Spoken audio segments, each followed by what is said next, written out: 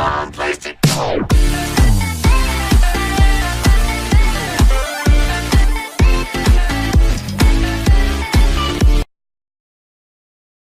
CNN apparently has been caught red-handed with actual fake news. Not the fake news that's subject to your description or hyperbolic rendition of what you think might or should be reported, but actual fake, stage, conned, work, imaginary, fictional, theatrical, fake, ersatz, fugazi, synthetic, camouflaged, counterfeit, fake, unreal, bald-faced lie news. It is as clear as the day is long.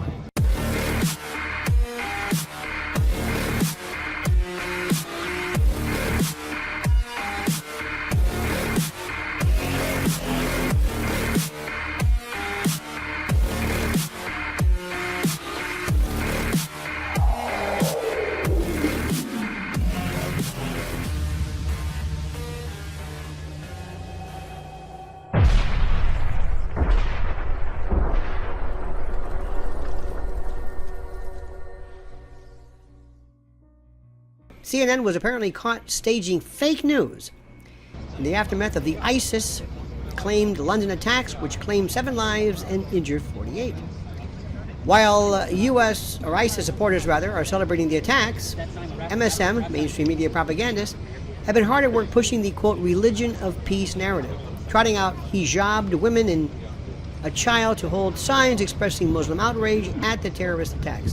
What happens, says this doesn't appear to have been an organic protest against terrorism. Instead, it appears very much like CNN staged their outrage. Simon reporting. What I want to show you now, viewers, is a wonderful scene. These are Muslim mums. There's a little fella here who's brought a little sign. And this is in commemoration, you can see his little sign, to the heroes of London. There are flowers on the street here. Ladies with hashtag turn to love, hashtag ISIS equals enemies of Islam, hashtag ISIS will lose, hashtag turn to London. And I think a poignant scene, and a scene we should sit on just for you viewers to understand exactly how people feel here on the streets of London, so close to what were such brutal attacks last night. Australian airport security, heavily armed, quickly carrying the hogtied passenger off the jetliner. A dramatic end to a short flight. Just after takeoff from Melbourne, the Malaysian Airlines crew tells the captain a passenger is trying to breach the cockpit door as the pilot recounted to controllers. Claiming to have an explosive device, trying to enter the cockpit, has been overpowered by passengers, so we'd like to land and have the device checked out. That device, apparently some kind of power pack. A half hour after taking off, the jet is back in Melbourne with security officers barking commands to passengers. Everyone in the seats. Put your heads down. Police suggest the suspect has a history of mental illness.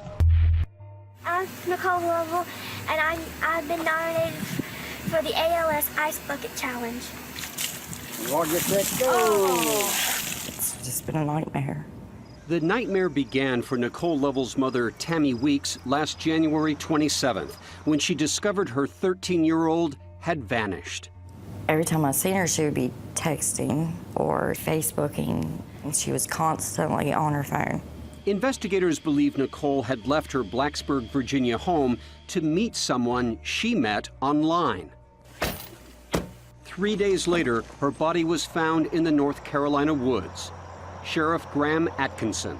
She was stabbed, her throat was cut. Cops discovered Nicole had written her social media logins on her wall.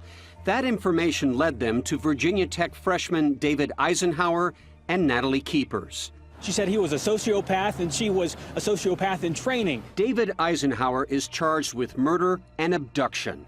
Keepers as an accessory. I hope everybody learns from this, because it can happen to you. What did you expect when you got here? Palm trees and sunny days. 18-year-old Yums Garner says he came to Los Angeles to escape the drugs and gangs in his hometown. But once here, he wound up on the streets. I try to sleep on rooftops. That's the safest place. How hard has it been for you, though, to find a job? Pretty hard to find a job. Finding a place to live, that's even harder.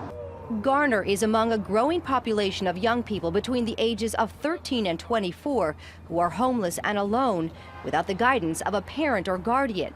Many of them ran away from abusive families. It's been pretty rough out here. Drake Hudson says he left home after getting into several arguments with his parents. What's your day like? It's been mainly just focused on getting food, and that's pretty much it. It's just food. Some studies estimate there are between 1.6 and 2.8 million unaccompanied homeless youth across the country, but no one knows for sure. So this year, the Department of Housing and Urban Development is focused on getting a more accurate count. How long have you been homeless this time? I've been homeless about 2 months. Volunteer counters, some homeless themselves, recently canvassed LA and other cities in search of homeless youth, but finding them can be difficult, says USC Associate Professor Eric Rice. Oftentimes what homeless youth will do is they will be sleeping on a friend's couch for a couple of nights. They'll then be sleeping on an underpass for a night, and they don't want to be associated with homelessness. They don't want it to be their identity. And so they do everything that they can to appear to be just a normal 20-year-old, because they are a normal 20-year-old. ISIS says killing people, especially during Ramadan, is honored in the eyes of Allah. In fact, those who commit it during Ramadan get an extra reward. What's going on here? Well, thank you so much for having me first. And our prayers go to the family of the victims in England and everywhere in the world. Yes, Ramadan is a month of jihad. Ramadan is not sacred in the way Westerners will understand sacred. Sacred because it's for Allah and for the cause of Allah. So everything that's happening in Ramadan, it's for the sake of Allah. Jihad started even in the early Muslim history, started in Ramadan. There is one huge battle that changed the history of Islam called the Battle of Badr. The Battle of Badr happened in the 17th of Ramadan.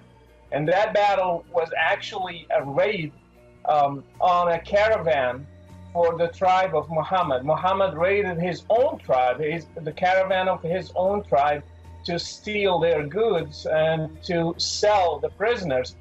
He didn't succeed to do that, but a fight started between his tribe and his men, and it ended by him winning that battle. Every Ramadan, Muslims celebrate that battle every 17th of Ramadan. There is another battle, it's called the Al-Fath, the opening, when they opened Mecca. Muhammad went to Medina, and on the 8th year of Hijrah, immigration to Medina, he came back to his own tribe. He raided his own tribe with 10,000 men. That was on the 20th or the 21st of Ramadan. It depends on which story we'll take, but it happened in Ramadan. So all these things happen in Ramadan. Even the victory in Iberia, in what's called Spain today, it happened during Ramadan. So he invaded Spain, and they had a huge victory there in a battle called Guadalete, and they won, and it was during Ramadan. So Ramadan is a month of jihad. If you are joining us on Facebook, you are listening to Brother Rashid, a former Muslim who was very, very devout, read the Quran from back to front, and understands the faith and the roots of the faith. You have taken to Twitter, Brother Rashid, since the attack last night, and in fact, you have been tweeting on all these various attacks carried out by Islamic terrorists around the world. You say that Muhammad made a deal with his followers that if they kill, they will get paradise. Can you quickly tell us more about that? Well, that's actually a verse in the Quran. It's in chapter 9, verse 111. It says the following. I'm reading from an English translation. Indeed, Allah has purchased from the believers their lives and their properties. In exchange for that, they will have paradise. And they fight in the cause of Allah, so they kill and are killed. So if you die as a martyr in Islam, you are dying for the cause of Allah. And God and Allah will give you paradise in the afterlife. Let me just stay with you for a second, Brother Rashid. You said to me the other day that Islam was born deformed, and those who try to call for a reformation, like a reformation that took place in Christianity, is dreaming, that a reformation in Islam can never take place. You agree with that, right? Yes, I agree 100%. Reformation was when Martin Luther said sola scriptura is going back to the scripture, going back to the roots. If you take Islam to the roots, to the life of Muhammad and to the scriptures, to the Quran, then we are in big trouble. Because the life of Muhammad, he did 83 raids in almost 8 years. And he did so many battles. He was not a peaceful man. And the first Muslim community, they lived out of those raids. So if we go back to the roots, we are in big trouble.